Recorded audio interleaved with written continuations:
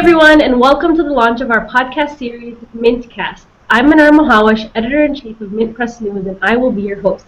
Thanks again for joining today's conversation, where we'll be discussing the legal complexities of medical marijuana legalization across the United States. Joining us today on our panel is Morgan Fox, Communications Director for the Marijuana Policy Project, Amber Lyon, Emmy Award-winning journalist and founder of Recent Me, the Natural Medicines News website, and our very own MintPress War on Drugs correspondent, Katie Rucke, who has covered the battle for medical marijuana legalization extensively. Now, I'd like to first thank everyone for joining me today because we will be tackling a subject that for so long was considered taboo, and a subject matter that became victim to a very nasty lobby and smear campaign that painted marijuana as hazardous to one's health, and even went so far as to categorize it at the same level as heroin. But we are learning today that is absolutely not the case, and public opinion is shifting dramatically, and state laws are changing. Since state laws are changing, we are not having a conversation about whether we should legalize medical marijuana, because that has actually passed. We are here to discuss legal complexities of legalization. And I'd like to dive right in and talk about the basics first and learn more about the current status of medical marijuana legalization in the United States. I'm going to direct this question specifically to you, Morgan, first. How is medical marijuana classified by the federal government? Well, according to the federal government, marijuana has no medical uses accepted under current science and is considered a dangerous narcotic similar to heroin, or in the same class as heroin and LSD. So, which is interesting because there are a lot of, government studies into the potential health benefits of marijuana, and that just aren't being considered by the government at this point. But luckily, the states have recognized that marijuana does have medical value and are starting to allow it at varying degrees.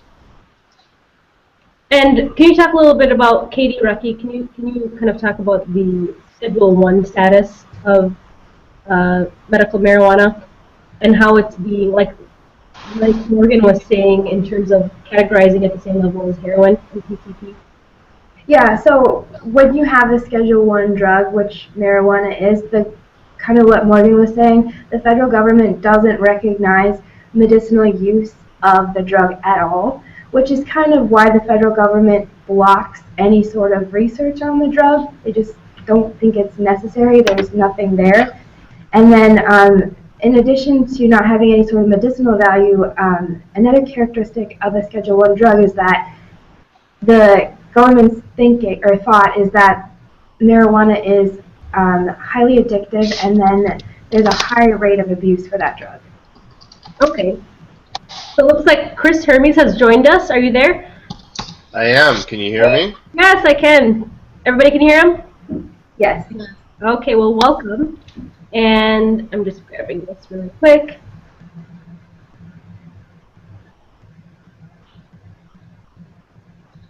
All right.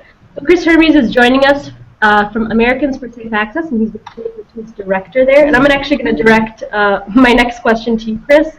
Do you see a point where all 50 states would have to legalize medical marijuana first before the federal government would take that step? I don't think it would take 50 states at all. In fact, I think we've reached a critical consensus at this point to convince the federal government to change its policy.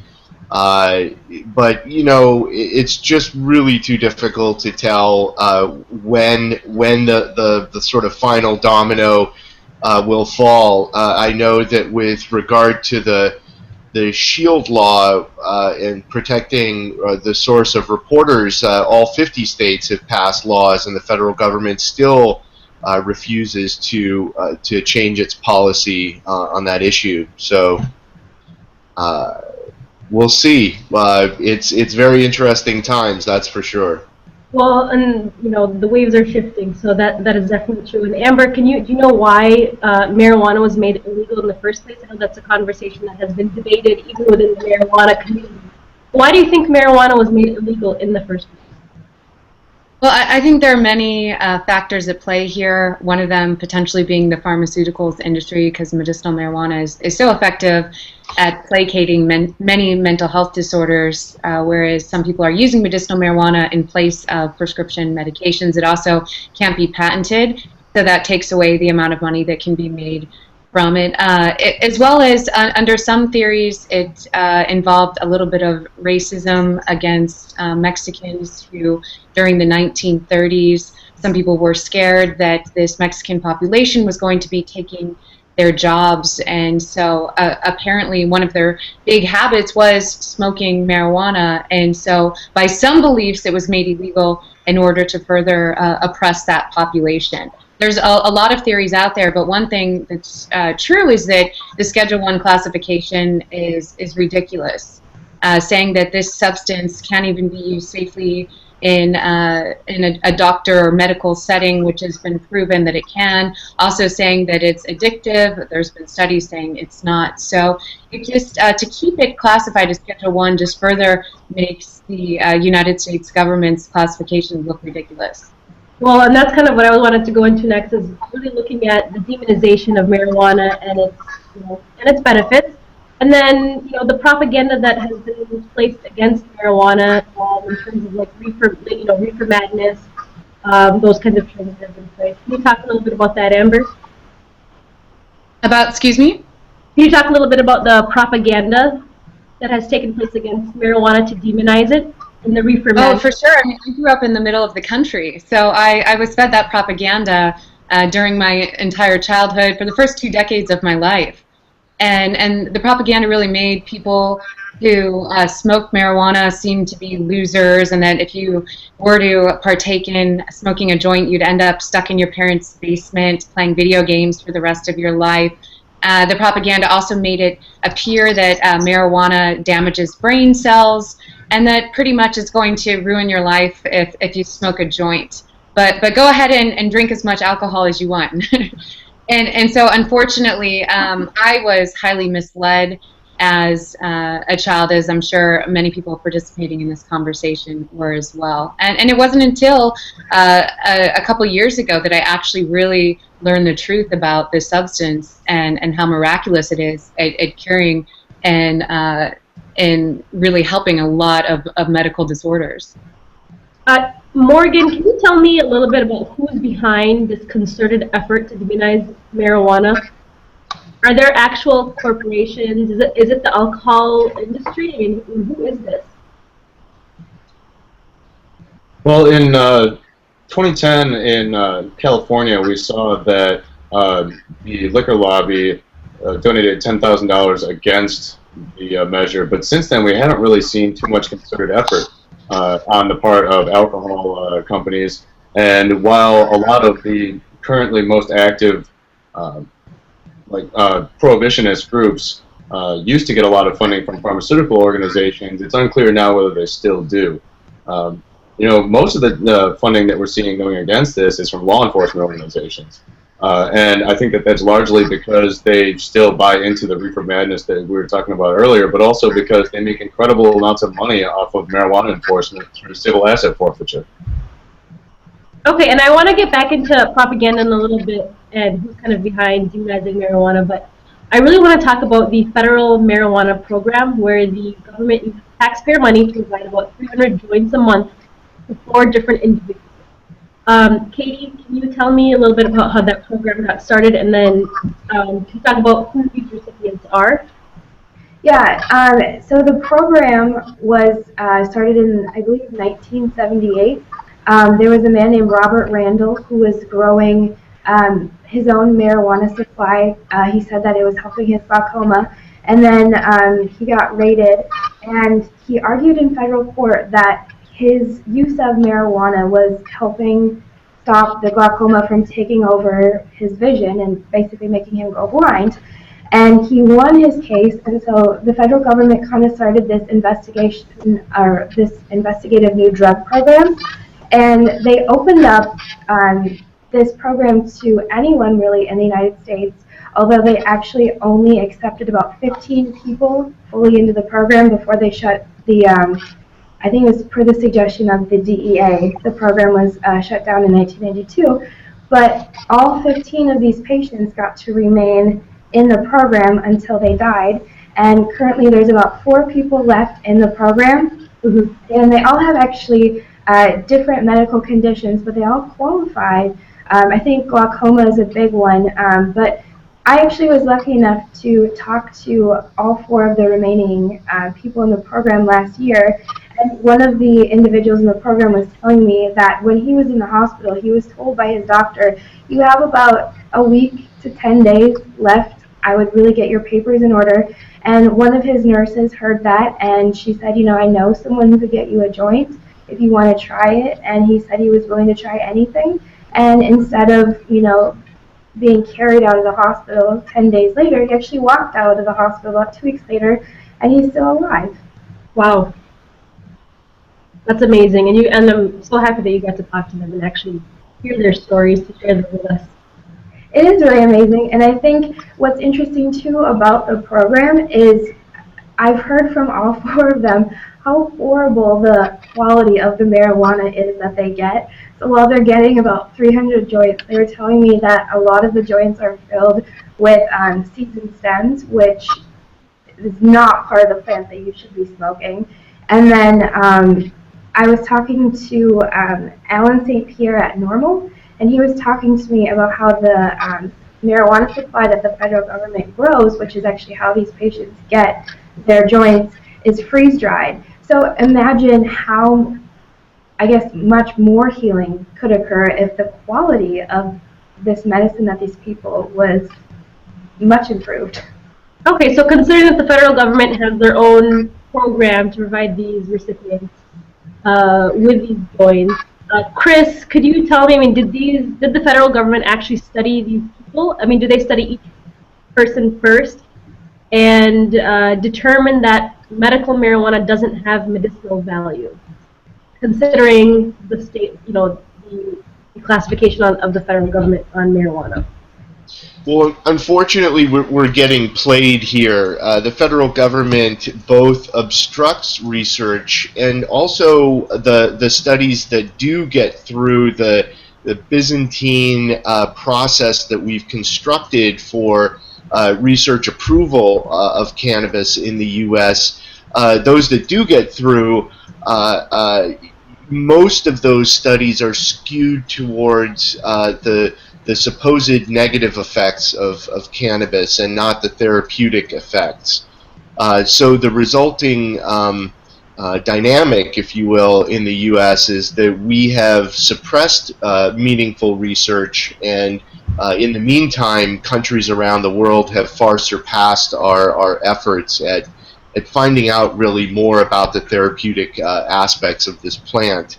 I will say, though, that over the last 10 years, because of a rare investment by the state of California, a center, an institution that studies medical cannabis out of the University of California, San Diego, was able to conduct a number of studies that showed medical efficacy. Those are clinical trials, peer-reviewed studies that do indeed show medical efficacy.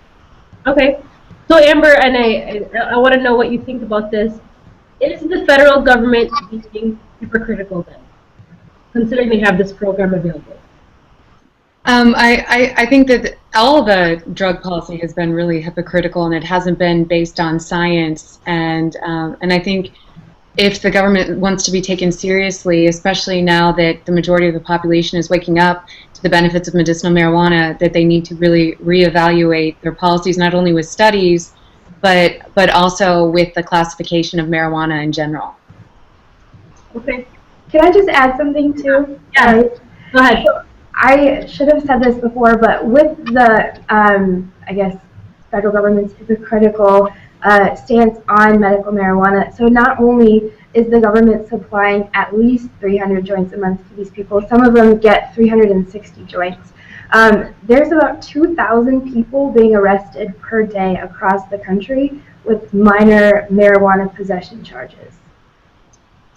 Just throwing that out there. And we'll get into that a little bit later. It's horrible, I know. But correct me if I'm wrong, but every state that has a legalized medical marijuana program has different medical conditions that qualify enrollment in a state's program.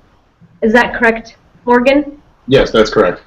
Okay, so should condition qualifications be determined by the state, or should it be determined based on a patient-doctor conversation? What do you think? Well, ideally, any doctor that feels that a patient could benefit from the use of marijuana for any reason should be able to recommend it to them. At least states being able to determine this process is better than the federal government doing it, because the federal government have obviously said absolutely not under any circumstances, with the exception of these 4 patients, and are going to continue to attack people that are providing medicine to patients. There's going to be a lot of pressure going on in various other states as medical marijuana moves forward throughout the country, that are going to try to say that doctors don't deserve to have this sort of relationship with patients, and that the people that are qualified to determine it are primarily law enforcement or legislatures. Unfortunately, this is going to create a lot of very, very limited and ineffectual programs in the future. Hopefully, we'll be able to move beyond that very quickly once people see that these programs aren't working as designed, and that the patients that they're actually being able to help are a tiny percentage of the patients that could actually benefit from the use of medical marijuana. And we do have those 5 patients right now that are facing trial. I believe it's in Washington State. Is that correct? Yes, I had heard about that case. Unfortunately, regardless of state law, U.S. attorneys still have a lot of discretion in terms of how they prosecute people and which cases they decide to take on. And in federal court, you're really not even allowed to talk about the medical benefits of marijuana or the fact that what you were doing was legal under state law. Okay. Now, Amber, we have 7.7 million people suffering from PTSD in the United States alone. PTSD, for example, qualifies for the enrollment in some states, but not all. Can you talk a little bit about how these people suffering from this are basically becoming a victim of these laws? Yeah, for sure. There's many soldiers coming back. I mean, 22 soldiers a day in the United States alone are committing suicide, oftentimes because they just can't handle the effects of post-traumatic stress disorder. And I don't know if you've ever been around someone suffering from this disorder, but it's very horrific, especially when it comes to soldiers.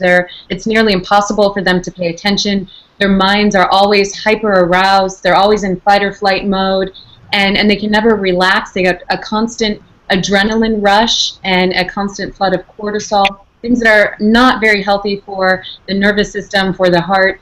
And what marijuana doesn't necessarily cure the post-traumatic stress disorder, but what it does for many who use it to treat post-traumatic stress disorder is it calms down the mind. And for the first time, many of these soldiers are able to finally just be at peace and relax for the hour or 2 that they're on marijuana. So for many of them, this is a lifesaver. It's an essential medicine that they need just to be able to survive and interact in their day-to-day activities.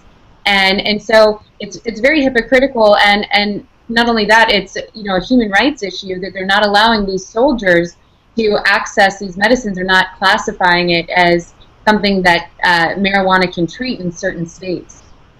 And, Morgan, you mentioned this a little bit ago, but maybe, Amber, you can expand on this, but you mentioned, Morgan, that in a federal court, you actually can't talk about the medicinal values of marijuana. Is that correct? Did you say that? That's true. State medical marijuana laws have no impact on federal courts, and a lot of times judges will instruct juries to ignore that information and will censure defendants for even bringing it up at all. That's something that I think is really going to have to be dealt with at within the federal court system. There may have been a case that recently allowed it, but I'm not really sure what the outcome of that case was. I think the VA recently was told that they are not allowed to prescribe medical marijuana to veterans. Right, Amber? Yes, and I think that's a tragedy, because you have veterans now who risked their lives to protect our freedom, or whatever reasons they were over there. And now they're coming back and they're having to risk their freedom just to get treatment for their post-traumatic stress disorder. I mean, can you imagine? Several veterans have been locked up, many veterans, for smoking medicinal marijuana, which is really a life-saving treatment for them. And what are they prescribed instead? Oftentimes, some type of psychotropic drugs, Xanax, Prozac.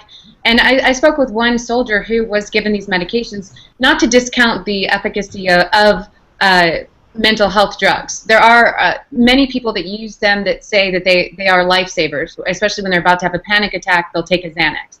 But in the long term, many of these medicines actually deplete natural serotonin levels in the brain. So in order to just get back to your baseline, you have to keep taking the medicine. And some soldiers I've talked to who've used it to treat PTSD report feeling almost a disassociation with their own bodies, like they're kind of just watching themselves from the outside get about their daily activities, and it's a very strange feeling. They report almost zombie-like effects that they don't necessarily want to have. And so that's why marijuana is a viable option for many of them. So if THC is the psychoactive ingredient in marijuana, and I know, Amber, you just touched on that, I would really like to hear from you, Kris, on the medicinal value of THC. Can you expand on that?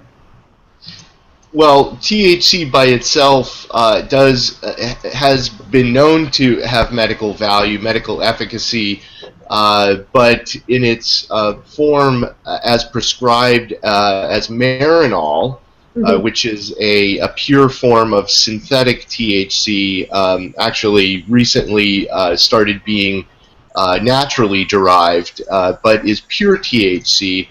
That medication has had limited effect for patients, and a lot of patients don't have good reactions with it.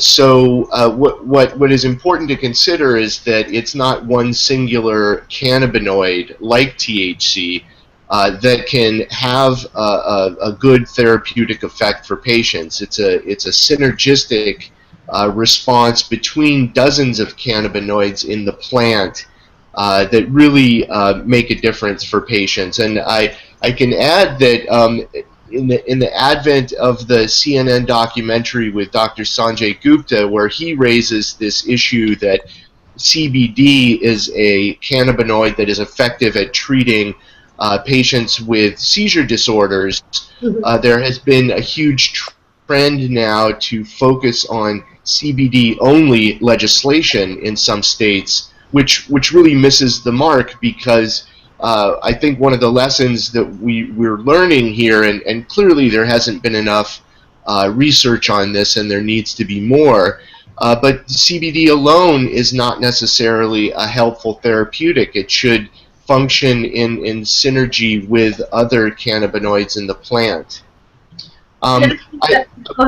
Sorry. I wanted to make a clarification on the previous conversation about veterans. There wasn't actually a change in policy that just occurred. It was a failure by Congress to change the federal marijuana policy for the better and allow the VA physicians to recommend medical marijuana, but they've been prevented from being able to do so for a number of years, for decades, in fact. And so it's really worse than that.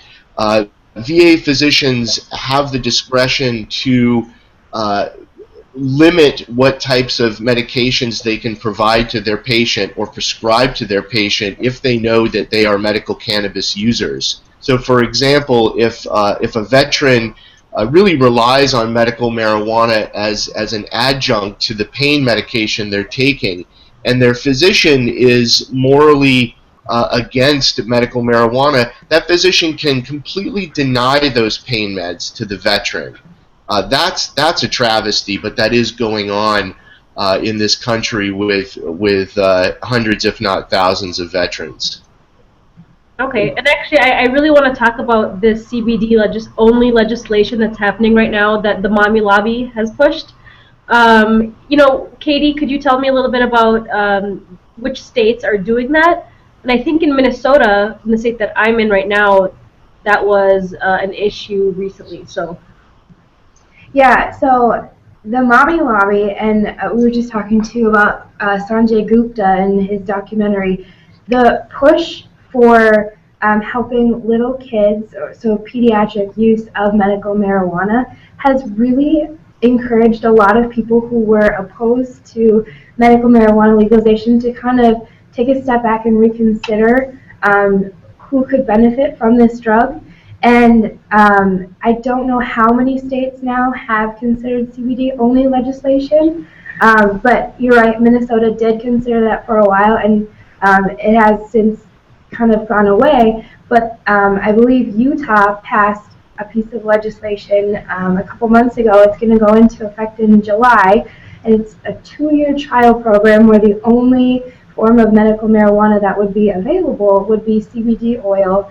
And then I think there are a few other states, I believe they're mostly in the South, where there's this push for just CBD oil only. I think it's Kentucky and Georgia. I'm not entirely sure, but I think it might be Kentucky and Georgia. I think that sounds familiar. Okay, and Morgan, what kind of conditions may require a higher dosage of THC? I think many people are wondering how that works and what conditions would require that. Well, a wide number of conditions require a higher dose. As Kris mentioned, the synergistic effect of the various cannabinoids that are present in marijuana are much better than any isolated compound. Another problem with these laws is that oftentimes the only qualifying condition is epilepsy or some form of seizure disorder. We've seen from looking at the states that actually have patient registries and keep track of the conditions for which patients are able to qualify for their various programs, and we see that epilepsy and seizure basically accounts for about 2% of all the patients that are currently registered where that information is available. So the impression that I'm getting is that politicians who are afraid of being called out by the as you call them, the mommy lobby, they want to look good in the media, showing compassion to this very visible and very vulnerable patient group and very sympathetic patient group. And once they do so, it's able to placate a lot of people and let them say, look, well, we've gone this far. We don't need to go any farther just now. And I'm really worried that in a lot of states that start to pass that as opposed to acting as a stepping stone to a more comprehensive law, it's actually going to block progress. And hopefully, if that's the case, it won't happen for very long. So Amber, can you tell me about some of those conditions that would require a much higher dosage of THC, apart from the ones that Morgan had mentioned? Well, I think I'm not as familiar as Morgan is with this. I mostly research psychedelic medicines, but I would think, and Morgan may correct me or not, post-traumatic stress disorder and other mental health disorders potentially would require it. I would think so, but I think that the one of the things that people need the most for THC is for combating cancer cell growth. A lot of laboratory studies have shown that THC is very effective in shrinking tumors and in preventing regeneration in cancerous cells. Just the calming effect of the chemical mentally, I think, is very useful for a lot of people for dealing with anxiety and severe pain issues. But again, this is something that really should be dealt with by a physician and not necessarily limited by political maneuvering. Right, and are eating disorders in that category as well for requiring higher levels of THC? Well, I'm not a physician, but I would tend to think so. Okay. Okay, so I really want to get into kind of, where for each state where medical marijuana is legal, are employees protected from positive drug tests? I think that's a really important question to answer, considering all these medical marijuana laws that are kind of passing across the country. Katie, what about federal arrests of medical marijuana patients? Yeah, this is something that actually Kris and I have had plenty of conversations about. Just because you're in a state where medical marijuana is legal, unfortunately you're not protected by any sort of federal law. So while local law enforcement may not be able to arrest a medical marijuana patient, federal law enforcement in the state, including the DEA, can arrest those individuals.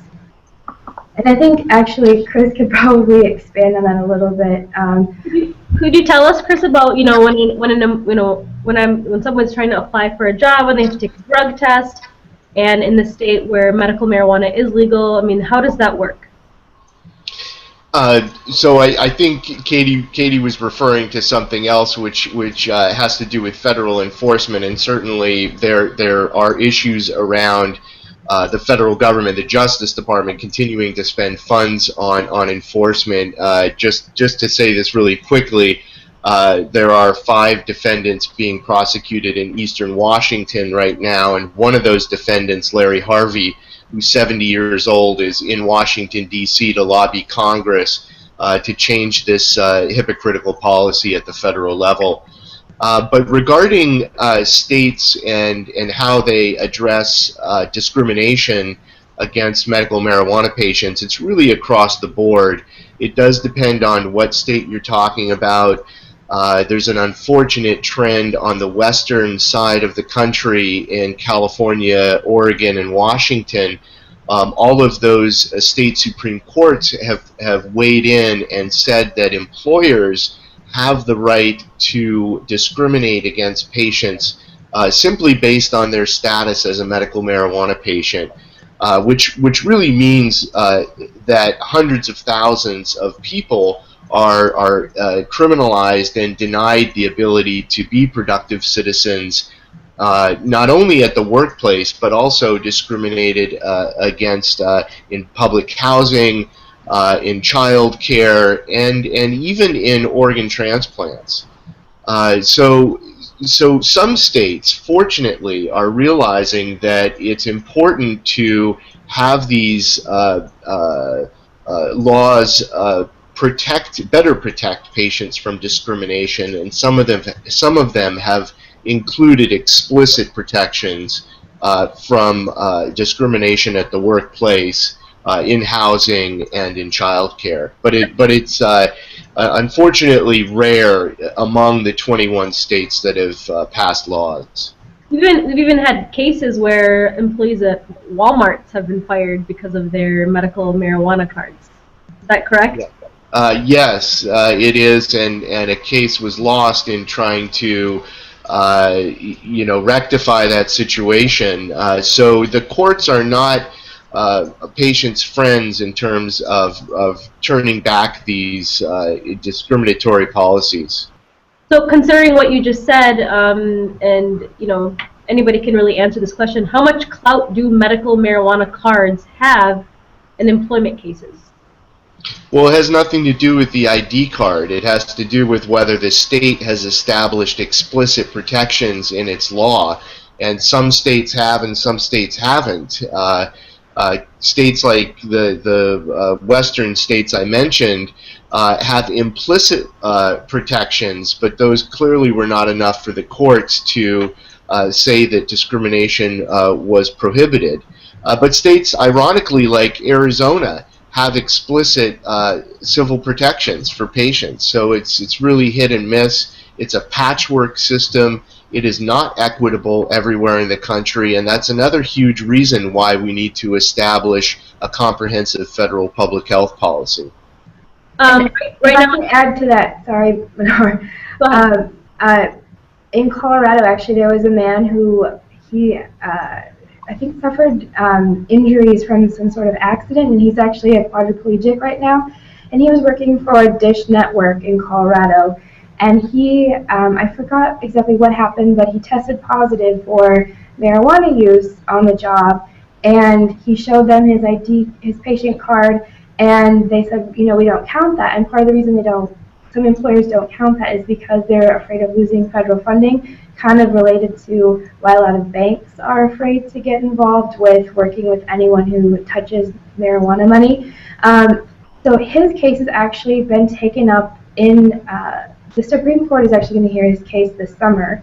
And so Colorado actually, there may be a precedent set this summer. And I was talking to an employment attorney who's actually working on his case, and she was telling me that there's now this move to educate employers how there's really no such thing as a drug-free workplace, given that everyone is on something, whether it be Advil or some other oxycodone, Vicodin, apparently if you have strep throat now. And so she said that there's kind of the education on that, and then it's going to be a movement of just kind of like the Vicodin, prescription bottle says, make sure that you know how this drug affects you before you operate machinery. And that's kind of where she said that medical marijuana is going to be moving, she hopes, with employers, and that, you'll learn to figure out what your employee can do during the day under the influence, or maybe not even under the influence of marijuana, and then just kind of see how productive they are. And she said that's what, employers should be looking at, not just do they test positive, because the drug stays in your system for so long. So right now, everyone is following the Minnesota case to pass medical marijuana, to make it legal. So what would be the ideal situation for Minnesota right now? Because we are really the next state. What do you think, Morgan? Well, ideally, we would be able to get past the model bill that was suggested earlier. Unfortunately, it looks like politically that's not necessarily going to happen. With any luck, we'll be able to pass the bill that was sort of a watered-down compromise through the Senate floor in the next couple of minutes here with a veto-proof majority. Unfortunately, several of the legislators were working with the governor and law enforcement and proposed a bill that is basically unworkable. It would require patients to actually medicate at their doctor's office, which is outrageous and not applied to any other medication. It would require patients to only vaporize, even though smoking might be easier, or whether they might want to use tinctures or various other products. And it was basically just an impossible situation. It would require doctors to break federal law on a regular basis, and that's just unworkable. With any luck, the law that is going through the Senate right now will be able to pass, and it'll have a veto-proof majority so that we won't have to worry about Governor Dayton trying to kowtow to law enforcement, whose fears are, obviously overblown. How much is law enforcement playing a role in, I know we mentioned this very briefly before, but how much is law enforcement playing a role in, really trying to stop medical marijuana from being legalized? I mean, I know we can use Minnesota as an example because Governor Dayton is actually working hand in hand with law enforcement in determining these laws. Well, Governor Dayton said that he would absolutely not vote for any law that law enforcement didn't approve, and the types of bills that law enforcement is willing to approve with that sort of veto power is, they're not even effective medical marijuana laws at all. But usually in any state where such a bill is being proposed, the first people that you see railing against it are going to be law enforcement. We see this right now in Florida, where the Florida Sheriff's Association has come out and is trying to promote really a lot of misinformation based on false impressions of medical marijuana programs in other states, trying to vote against the ballot initiative that is going to be put before voters in November. And they are not being vocal in trying to prevent the very, very limited CBD-only bill that was just passed in the House and Senate and is now going up to be approved by the governor of Florida. So I think that this is really an example of exactly where law enforcement stands. They are willing to support only the narrowest of bills, and anything else other than that, they will put their full political weight against. What's in it for them? Is it all financial? It's largely financial. I think a lot of it is cultural, too, because law enforcement has been in the business of busting marijuana users for so many years. But the vast majority of beat cops recognize that marijuana prohibition has failed. Just many of them are still kind of stuck in the drug war, us versus them mentality.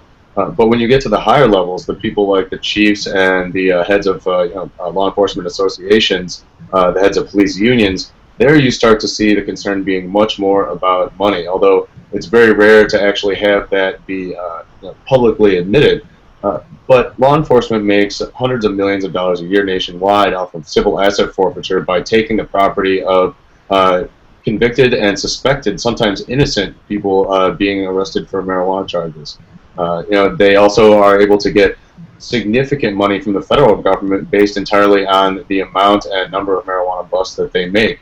And a lot of this takes the form of just straight cash, and much of it takes the form of military-grade equipment that they then use to go and further attack medical marijuana patients. Okay, so I know, and we're going to wrap this up very quickly here, but I really want to touch on pediatric care or pediatric use in terms of cannabis oil. Amber, can you tell me, I mean, have you interviewed children that have used cannabis oil? Yeah, I have several children who've had leukemia or other forms of cancers. I've also, we did a story on Reset.me on Dr. William Courtney, who showed brain scans of an infant with an inoperable brain tumor. They pretty much, this family was sent home told that there's just no hope for their child. They ended up using cannabis oil, and you can see in the brain scan within 4 months it dramatically shrinks the tumor till it's non-existent. So from families we've talked to, granted it isn't effective for everyone, it's been quite effective at keeping cancer cells from metastasizing, also just allowing these children to lead fairly normal lives while under treatment, versus treatment with radiation where they're stuck in a hospital bed with tubes out of their arms, and a really sad and scary situation for these children. So cannabis oil shows a lot of promise. And I think that's something that I'm hoping journalistically to definitely spread more awareness about. And considering that a lot of news organizations are actually starting to pick up a little bit on the benefits of cannabis oil, and they're beginning to interview children that have been using cannabis oil and have seen the benefits. How do you see the media playing a role in really educating the public about the benefits of medical marijuana? I think all across the board, the mainstream media has now, especially when you saw that shift with CNN and Sanjay Gupta, they've now realized that it's no longer taboo and dangerous to go into this topic, which it was before when you saw them kind of towing the line of the DEA for a while. Overall, media outlets are not necessarily independent media outlets, but the bigger media outlets are scared to take risks. And now that they've seen that the majority of the population supports medicinal marijuana, it's okay now to cover it, which is great for the movement because you're seeing a lot more in-depth coverage of all the medicinal benefits of medical marijuana, and you're really seeing it, the media's coverage in general showing the positive aspects of marijuana help to then shift the nation's opinion as well. So it's highly beneficial for the movement. So considering everything we've talked about, and I'm going to wrap it up with this last question, when do you all think medical marijuana will be legalized federally? And I know this seems like a trick question, but actually this is something that's being discussed within the marijuana movement. So, Mason, Morgan, can you tell me? What do you think? Well, judging from our conversations with various lawmakers, it seems as if there's much more interest in Congress in passing a bill that would affect all marijuana users and not just medical. So we may have gotten to a point where federally we can just, be able to protect anyone, whether they want to use marijuana for personal use or for medical use, instead of just having to do it piecemeal. But I think that we can look forward to seeing a really solid legislation within the next 3 or 4 years. Okay, and what do you think, Kris? Well, there are several ways that marijuana policy can be changed at the federal level. One is by Congress, and there are several ways through the administrative branch, through the Obama administration. And,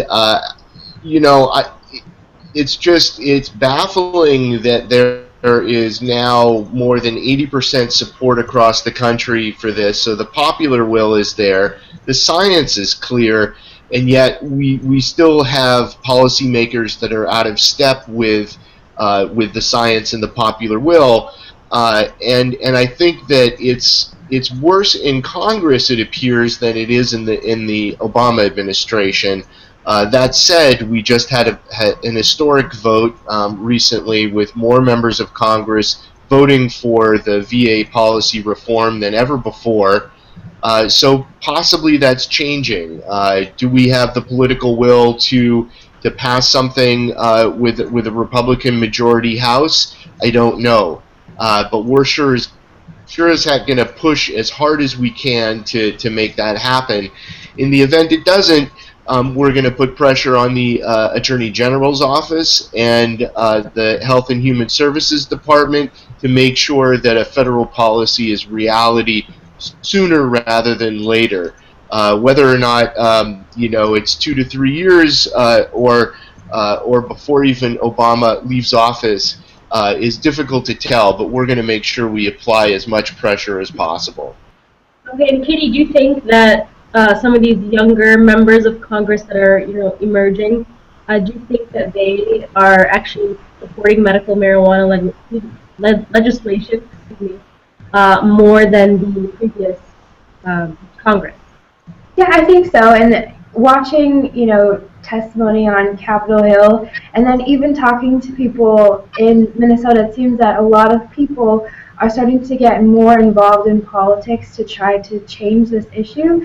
And it does seem like the people who are just staunchly opposed to any form of legalization are, the typical old white men. And since we're seeing a lot of new people in Congress, I think that, Morgan and Kris are right. The conversation is changing, and we're seeing a lot more support. And Amber, I don't mean to deviate from the conversation, but you mentioned medical marijuana as a human rights issue. That really, got to me, and I just want to hear a little bit more about that. Why do you think it's a human rights issue?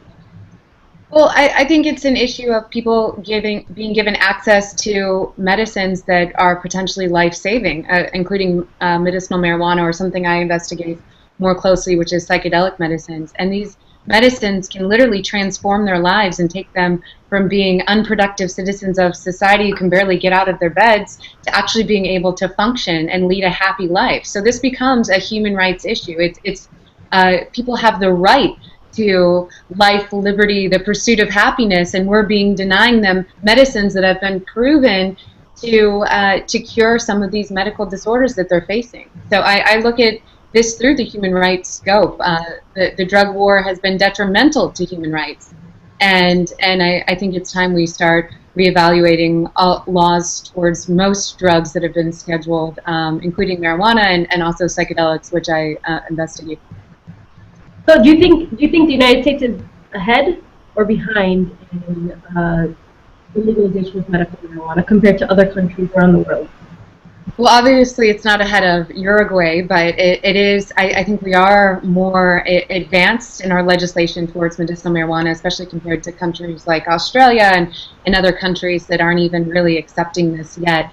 And I think the United States has a chance to really be a model for other countries worldwide if we're willing to take the risk enough to legalize it nationwide. And I think within the next 5 years, because the tide has shifted so dramatically, I'm hoping within the next 5 years, medicinal marijuana will be legalized nationwide. It may take a little longer to just have recreational use accepted, but I'm positive within the next 5 years, medicinal will be legalized.